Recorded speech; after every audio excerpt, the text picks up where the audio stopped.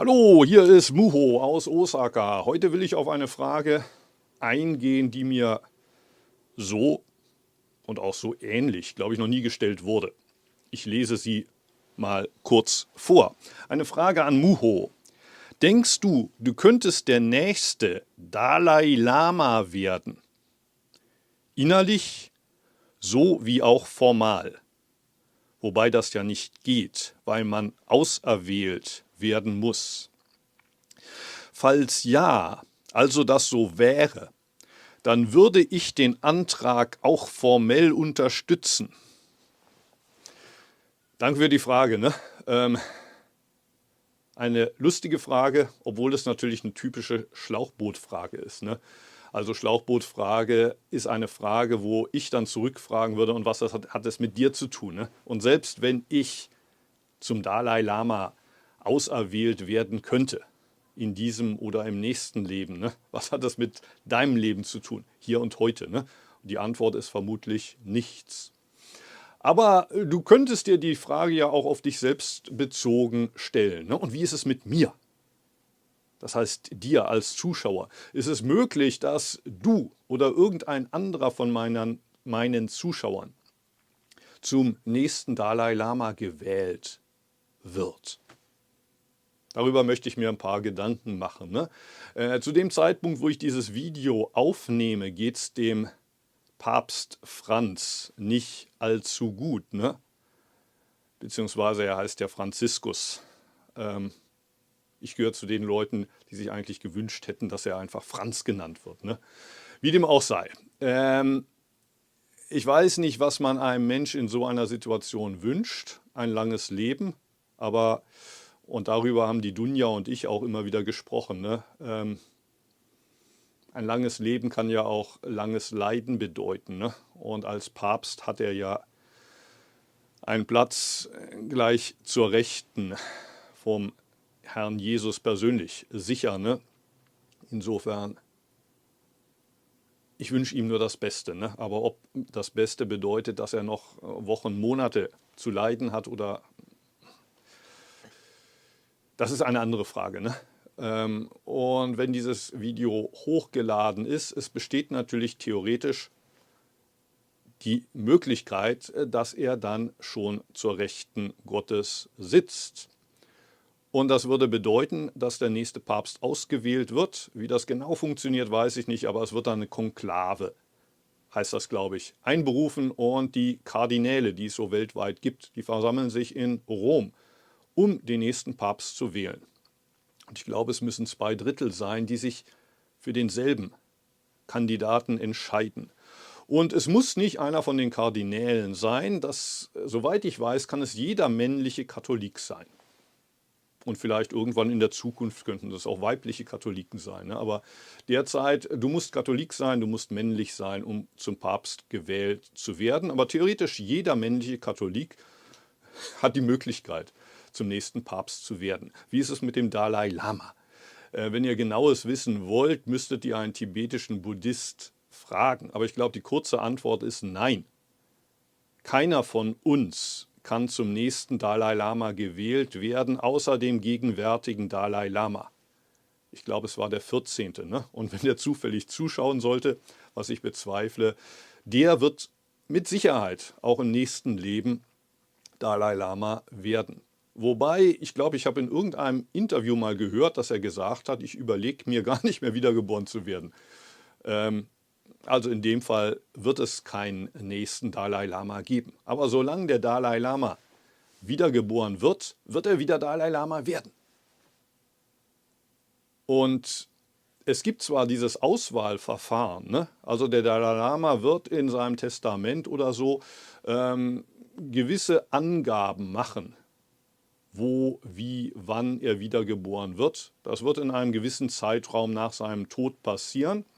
Und dann machen sich die tibetischen Buddhisten auf die Suche nach einem potenziellen Kandidaten sozusagen. Ne? Das Kind muss gefunden werden und da gibt es unter Umständen mehrere Kandidaten. Und dann wird ausgewählt, aber halt nicht, dass der Beste ausgewählt wird, sondern es wird der ausgewählt, der wirklich der Dalai Lama ist. Und zum Beispiel werden dann diesem kleinen Kind Fragen gestellt. Er muss Gegenstände erkennen, die dem Dalai Lama gehören.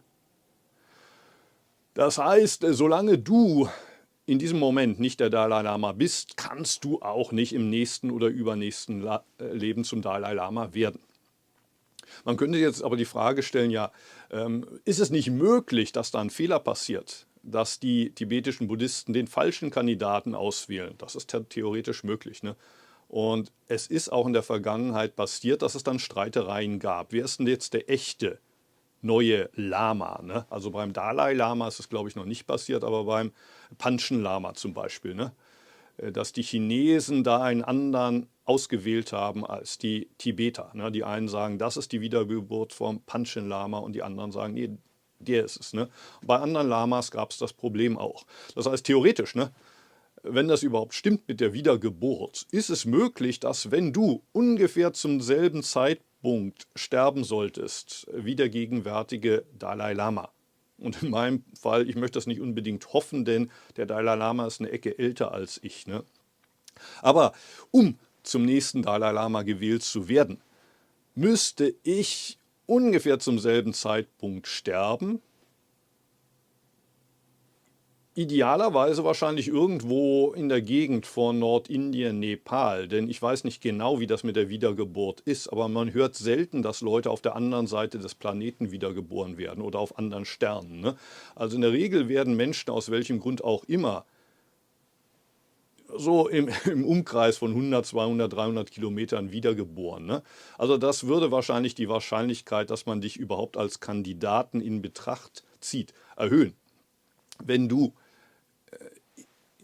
ungefähr in der Gegend stirbst, wo der Dalai Lama gestorben ist, damit du auch da in der Umgebung wiedergeboren wirst, ne? Als Baby. Und du solltest dich wahrscheinlich schon im Voraus mit den Gewohnheiten, dem Tagesablauf, den Gegenständen, die der Dalai Lama in seinem täglichen Leben so anfasst oder so vertraut machen, damit du bessere Chancen hast in dem Auswahlverfahren, das dann vermutlich einige Wochen, einige Monate nach dem Tod vom Dalai Lama beginnt, auch in Betracht gezogen zu werden. Und falls man dich wählen sollte, dann hast du halt Glück gehabt, ne? Aber aus Sicht des tibetischen Buddhismus wäre es schade, denn der echte Dalai Lama, der würde dann ja übersehen werden, ne? Und stattdessen haben wir irgendeinen zufälligen Zuschauer von Muros Kanal, ne?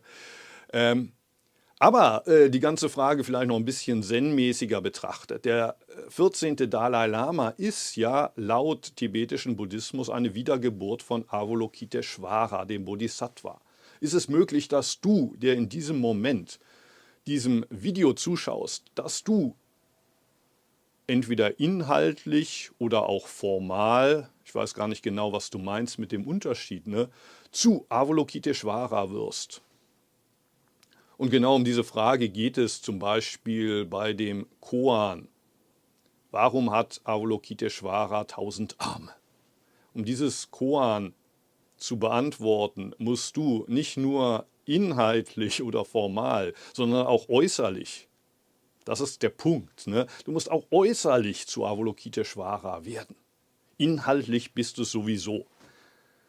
Inhaltlich sind wir sowieso alle Avalokiteshvara, aber wie wirst du äußerlich hier und heute im Alltag zu Avalokiteshvara?